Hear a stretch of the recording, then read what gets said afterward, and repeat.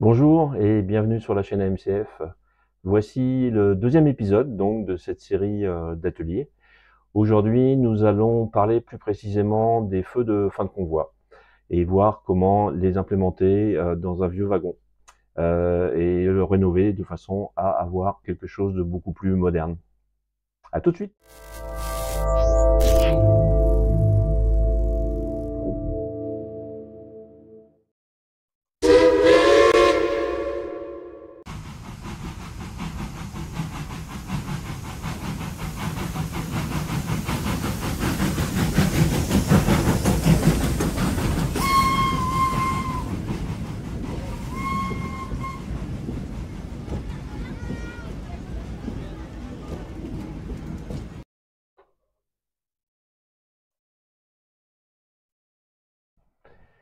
Donc voici ce deuxième atelier. L'exercice consistera à ajouter des feux de fin de convoi donc sur du matériel existant, plutôt ancien, qui disposait déjà de cette fonctionnalité-là, mais avec des ampoules, ce qui n'est pas vraiment satisfaisant. Donc nous allons aborder comme cas d'école l'ajout de LED et surtout comment transformer à partir de l'alimentation de type numérique DCC ces LED de feux de fin de convoi. Donc le sujet qui sera utilisé est un wagon Jouef des années 70 environ, qui porte la référence M648E comme éclairage. Et l'intérêt d'avoir pris ce wagon, c'est pour débuter, récupérer les lamelles de captage qui étaient déjà présentes, ce qui évite d'avoir à traiter d'autres sujets. Là, on va traiter uniquement la partie éclairage des feux de fin de convoi. Donc il y a certaines notions d'électronique qui vont être abordées, qui ont déjà été évoquées lors du premier atelier. Cette vidéo est enchapitrée, vous pourrez très bien zapper, si vous l'avez déjà vu cette première vidéo, la description donc des composants de type condensateur, résistance, etc., puisque ce sera basé sur les mêmes commentaires. Alors le schéma de principe, il est relativement simple. Comme abordé dans la précédente vidéo, on va, à partir donc d'alimentation de la voie, récupérée par les lamelles de captage, passer par un pont de Gretz, pont de diode, si vous préférez, deux résistances. Donc une première résistance 47 à 100 ohms environ, qui va permettre d'éviter, lorsque le condensateur va se charger en énergie, d'avoir un courant d'appel trop fort sur la centrale ou le décodeur, et qui pourrait faire disjoncter soit la centrale, soit le décodeur. Donc très important d'avoir cette résistance ici présente. La deuxième résistance sera peaufinée en fonction des types de LED que vous allez employer, la luminosité que vous désirez sur votre feu de fin de convoi. C'est une valeur à peu près de plusieurs kilos qu'il va falloir expérimenter. On abordera ce sujet-là, comment mesurer, expérimenter, calculer les résistances dans la prochaine vidéo sur l'éclairage intérieur en fait d'une voiture.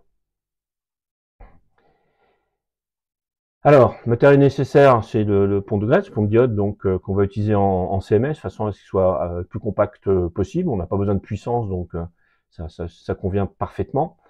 Un condensateur chimique, donc là la valeur, une fois de plus, sera expérimentée. Il n'y a que 2 LED alimentés, donc une valeur d'environ 100 microfarads suffira largement. Donc évidemment, faites toujours attention à la tension de service. En DCC, on va prévoir du 25 volts minimum. Et un petit rappel sur ces condensateurs, donc qui sont polarisés. Les résistances, donc on vient de les évoquer. Là aussi, on pourrait utiliser des composants montés en surface, mais on peut prendre des résistances plus classiques, de type quart de watt ou demi-watt, si vous en avez dans vos fonds de tiroir. Bien sûr, les LED, on va aborder ces LED. Et on verra que ce wagon est intéressant, puisque le diamètre qui était déjà présent pour incorporer le diffuseur de lumière nécessitera pas de repercer en fait ces orifices. Donc ça, c'est aussi très intéressant. Un peu de fil de câblage, bien sûr, du matériel, on va réévoquer tout ça. Et bien sûr, prenez votre temps, vérifiez, revérifiez, analysez ce qui est à faire avant de faire des dégâts qui pourraient être irrévocables. Donc la résistance, c'est quelque chose qui permet de limiter le courant que va consommer un ou plusieurs autres composants.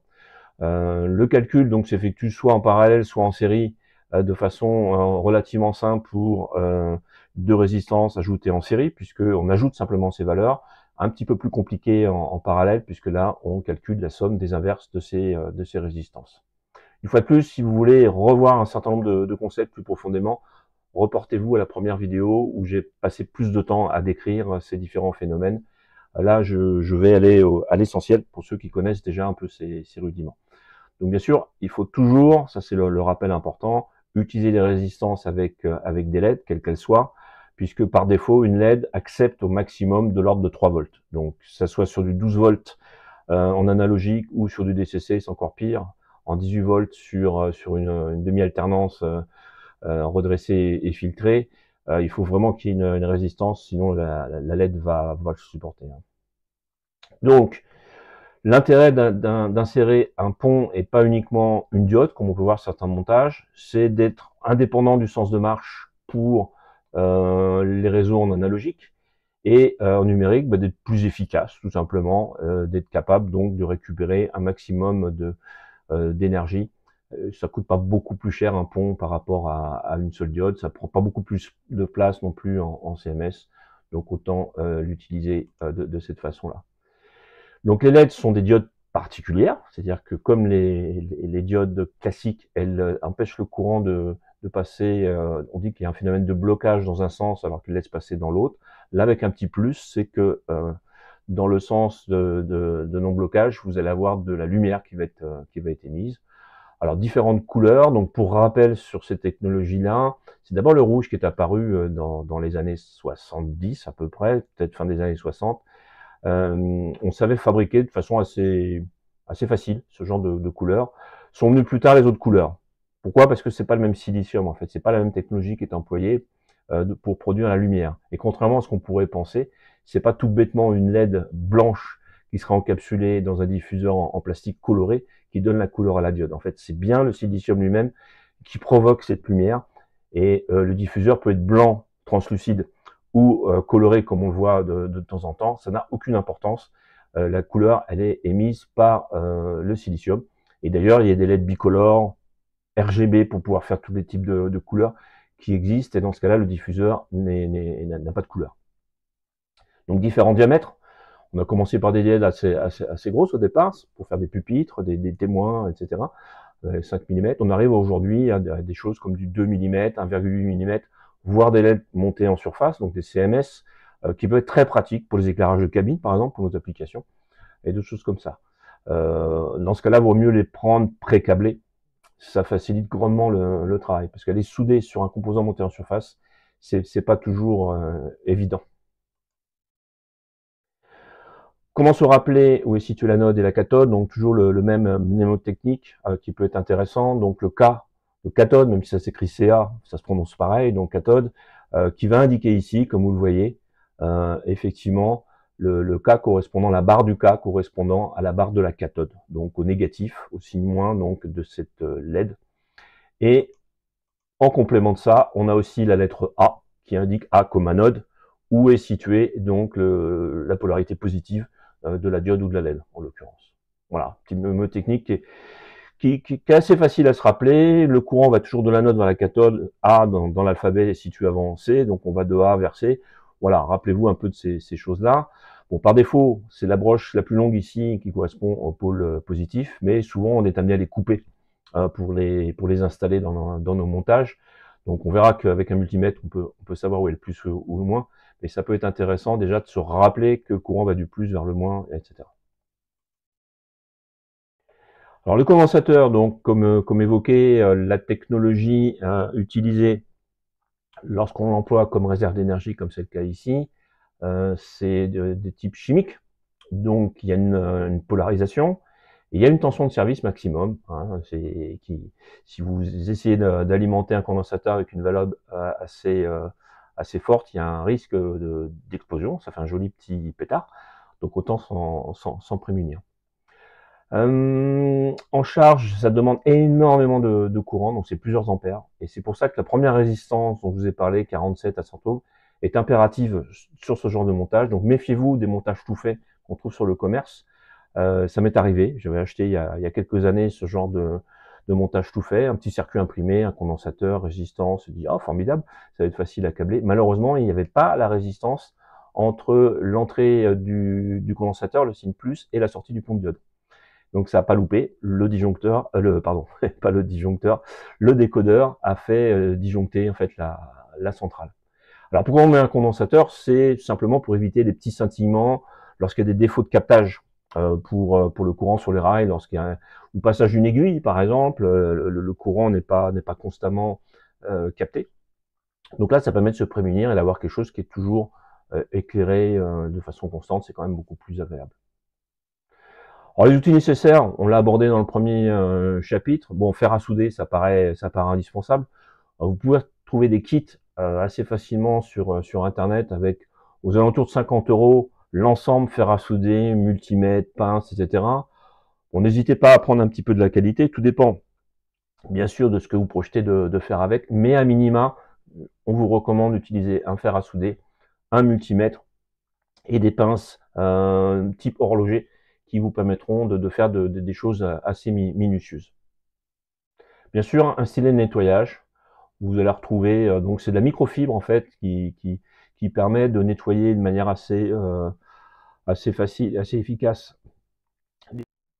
Si on regarde ce wagon, Joeft était prévu à l'origine. Donc ça c'est simple, c'est assez rudimentaire. Il y avait du captage de courant, on le verra tout à l'heure avec un zoom sur les lamelles, directement sur les essieux des roues, et une ampoule. À l'époque, les LED n'étaient pas aussi diffusés que maintenant, et puis surtout, ça évitait d'avoir affaire à des diodes, etc. L'ampoule fonctionnant dans les deux sens, selon, indépendamment de l'alimentation en fait de la voie en analogique. On parlait pas de numérique encore lorsque ce wagon a été créé. Donc, il y a un diffuseur qui est inséré à l'intérieur, donc qui permet à la fois d'atténuer un peu la puissance de l'ampoule et d'avoir quelque chose d'un peu plus homogène. Donc, nous intéresse pas forcément ce diffuseur, et certains cas de figure, on va le conserver, ici, on va l'enlever. Et ce qui est quand même plutôt intéressant, c'est si vous regardez pour des diodes de type 3 mm, eh ben, le diamètre qui était utilisé ici était déjà de 3 mm. Donc, il n'y a même pas besoin de repercer, de limer quoi que ce soit les orifices qui sont situés ici. On va directement pouvoir coller, insérer nos LED dedans. Donc ça, c'est plutôt intéressant.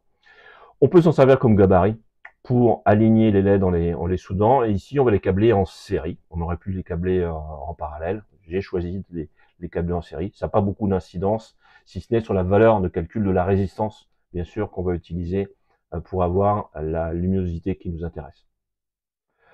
Alors, le captage de courant, on a fait un petit zoom ici, comme vous voyez, assez rudimentaire mais efficace. Donc, j'ai testé avant la modification d'analogique si ce wagon fonctionnait de manière satisfaisante, et il fonctionnait de manière satisfaisante, surtout quand il roule. À l'arrêt, bon, quelquefois, il peut y avoir des petites choses un peu bizarres parce que c'est quand même assez faible la prise de courant. Mais après un bon nettoyage, en principe, le captage sera suffisant. Donc, on va réutiliser ce captage pour alimenter le montage. Alors, les LED, on a dit, c'est les 3 mm rouges. Corps transparent ou corps opacifié en rouge, je dirais peu important. C'est peut-être plus sympathique d'en avoir rouge parce que si on regarde un wagon réel, c'est plutôt la couleur que vous allez avoir sur le vert de la lanterne. Mais ça pourrait le faire aussi avec quelque chose, avec un corps translucide, et peut-être utiliser un feutre pour le colorer. Bon, il y a tout un tas de techniques qui sont possibles. Maintenant, la valeur de la résistance, tout va dépendre de ce que vous allez avoir comme type de LED. Les rendements ne sont pas tous les mêmes. Là, on parle en numérique. En analogique, les valeurs seraient plus faibles puisque la tension est plus faible aussi. Bon, généralement, entre 2,2 kΩ et 22 kΩ, on va obtenir quelque chose d'assez satisfaisant. Je crois que je suis plutôt vers les 22 kΩ sur le montage de référence. Donc, tout dépend de ce que vous voulez obtenir comme luminosité, évidemment. Donc, le mieux, c'est de faire des essais. J'utilise aussi depuis pas mal de temps du silicone noir. Donc, j'en ai trouvé du noir ici qui permet à la fois de coller les composants et puis d'obscurcir s'il y a des fuites de lumière à l'intérieur d'une voiture ou d'un wagon. Ça peut être intéressant. Ça coûte pas très cher. Ça permet de faire des choses proprement. C'est éventuellement réversible, c'est-à-dire qu'on peut redémonter facilement le silicone. C'est un petit peu comme ce que vous avez dans votre salle de bain. cabine de douche, etc. La petite différence, c'est que c'est noir. Donc ça a un double intérêt, ça colle, ça permet de maintenir les choses ensemble, et ça permet également d'obscurcir si nécessaire. Donc là, une petite LED bicolore, qu'on verra peut-être un autre jour sur d'autres cas d'application. Par exemple, dans une locomotive qui n'aurait pas plusieurs puits de lumière, on pourrait réutiliser cette LED bicolore. Donc pour démonter le wagon, moi j'ai pas eu de difficulté particulière. En fait, il est simplement emboîté. Il n'y a pas de vis, il n'y a rien à faire. Bon, généralement avec des cartes de crédit en plastique, des cartes de fidélité, des choses comme ça, voire des cure-dents, mais je préfère des cartes de fidélité. On arrive comme ça à démonter progressivement, sans forcer bien sûr, en essayant de rien casser. Mais là, sur ce wagon-là, il n'y a pas de difficulté particulière. Et surtout le conseil, donc bien sûr, vérifier avant que ça fonctionne déjà en analogique, ou même en DCC, puisque c'est une ampoule, elle s'allumera hein, sur un réseau DCC, il n'y a pas de souci. Et nettoyer correctement avec ce genre de choses. C'est pas trop abrasif, en fait, c'est assez efficace. Ça permet d'avoir quelque chose qui va capter correctement. Alors, bon, il y a vécu hein, ce wagon. J'ai dessoudé et coupé un petit peu les lamelles d'origine puisque c'est rifté en fait sur la caisse, qu'on aura pu voir de l'autre côté. Mais bon, ce qui est intéressant, c'est qu'on a quand même les deux polarités ici qui sont présentes, qu'on va pouvoir récupérer assez facilement sans avoir à ajouter de lamelles. Donc on réutilise ce qui existe déjà. Ensuite, donc, on installe notre petit montage avec le pont de Gretz, le pont de diode, donc du CMS. Donc, on voit bien ici sérigraphié avec les deux demi-alternances ici qui symboliquent l'entrée en fait du pont de diode. Donc peu importe le côté où vous allez brancher ici, c'est l'intérêt du pont de diode. Et la sortie où par contre vous aurez un plus et un moins qui sera repéré. Là par contre c'est important, notamment pour le condensateur, important évidemment que le moins du condensateur aille au côté négatif du pont de diode. Sinon, comme évoqué, il risquerait d'avoir un bel effet pétard. Et n'oubliez pas donc la résistance 47 centohms pour enfin entre la sortie positive du pont de diode et le pôle positif du condensateur pour éviter que ça disjoncte. Rappelez-vous, ce sont plusieurs ampères qui sont quelquefois absorbés par surtout la première fois que vous posez en fait le wagon sur la voie. Et enfin une résistance autour de 22 kΩ pour alimenter les LED. Une fois de plus, tout va dépendre du type de LED que vous allez trouver. Moi, dans mon cas, 3 mm assez standard, en série, je précise, donc en série, a donné de très très bons résultats. Donc, les LED rouges, on les rabote quand même un petit peu. Là, vous voyez, avant l'installation, elles sont arrondies. Vous en avez sûrement déjà vu, la plupart du temps, elles sont arrondies. Il y en a qui sont vendus déjà rabotés avec un bord plat, ça peut être intéressant, mais elles sont généralement plus chères. Donc si elles sont arrondies, bah, il suffit de les limer un petit peu. Bon, n'hésitez pas, hein, il y a de la marge avant d'arriver à la partie silicium, hein, donc et ça donnera un petit côté opaque qui est pas désagréable sur cet aspect-là. Et en circulation, bah voilà ce que ça donne. Bon, la photo comme évoqué, c'est en circulation. Donc la rame est en train de circuler, on voit l'allumage ici. Moi, ça me convient comme luminosité, mais effectivement, on pourrait atténuer encore davantage si on veut. Alors, si le wagon n'était pas équipé avec ce genre de lamelles, bon, il y a beaucoup de vidéos qu'on retrouve sur Internet qui expliquent comment installer des lamelles, suivant la marque, puisque c'est plus ou moins prévu par les constructeurs, et les lamelles peuvent être différentes suivant le constructeur, où vous avez des lamelles de type universel. Bon, voilà le type que j'utilise moi, et qui permettent, que ce soit sur du Rocco, du Jouef ou du Lima, d'arriver à ajouter une fonctionnalité de captage sur des essieux ou sur des bougies. Hein, tout dépend de votre configuration. Là, évidemment, il faut percer, il faut fixer, il faut coller, etc. C'est un petit peu plus compliqué, mais pas tant que ça en fait.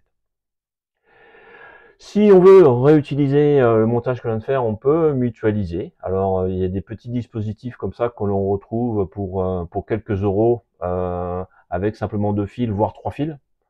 2 fils, c'est l'alimentation qui est mesurée. 3 fils, vous avez une alimentation plus un fil pour mesurer une tension. Bon, 2 fils, hein, là, ça nous suffirait dans notre cas. Donc moi, ce que j'ai prévu, tout simplement, c'est de modifier le wagon et d'ajouter des petits connecteurs tulipes comme ça que l'on retrouve. J'en utilise une version côté femelle et l'autre version côté mâle. Et je soude à chacune des extrémités et ça me fait un petit connecteur pas cher, très efficace, fiable, etc. Donc, peut-être que je vous montrerai un petit peu plus tard comment ça fonctionne sur le réseau, mais c'est un moyen intéressant de mesurer la tension. On verra bientôt sur la prochaine vidéo comment aller plus loin, notamment pour ajouter une ligne de train, donc là pour faire de l'éclairage intérieur de voiture. Donc il y aura aussi du feu de fin de convoi sur le fourgon, par exemple, de la rame, mais aussi de l'éclairage intérieur dans les voitures. Donc autant utiliser le même montage diode, condensateur, résistance, et le propager sur la ligne de train, donc de voiture en voiture, voire de la loco aux voitures. Moi, j'ai choisi de le faire simplement entre les voitures pour que la loco puisse être détachée indépendamment ou changer de loco éventuellement. Et la possibilité d'allumer ou d'éteindre les feux de convoi ou l'éclairage intérieur. Donc pour ceci, j'ai prévu d'ajouter un décodeur accessoire. Ça coûte pas très cher, ça coûte moins cher qu'un décodeur de locomotive. C'est en fait un décodeur classique, hormis qu'il n'a pas la possibilité de piloter de moteur. Donc il n'y a pas sorti de puissance pour le moteur, donc les fils orange et gris que l'on retrouve sur les décodeurs standardisés, mais des sorties accessoires, donc ce type lumière, donc typiquement pour alimenter des LED, voire d'autres choses. Ça peut être des moteurs d'aiguille, tout un tas d'autres applications. Mais là, c'est intéressant parce qu'avec ce petit décodeur qui vaut une petite quinzaine d'euros, vous avez la possibilité donc d'éteindre ou d'allumer les feux arrière ou l'éclairage intérieur de toute la rame, plutôt que de la laisser en permanence. Donc c'est assez sympathique. Mais pour ça, il faut trouver un moyen de propager l'alimentation de ce que vous avez redressé et filtré à partir de la tension DCC sur les voitures. Donc on en reparlera. Notamment, on peut utiliser des attaches conducteurs. Ça, c'est intéressant, de façon à ce que les voitures puissent être désolidarisées.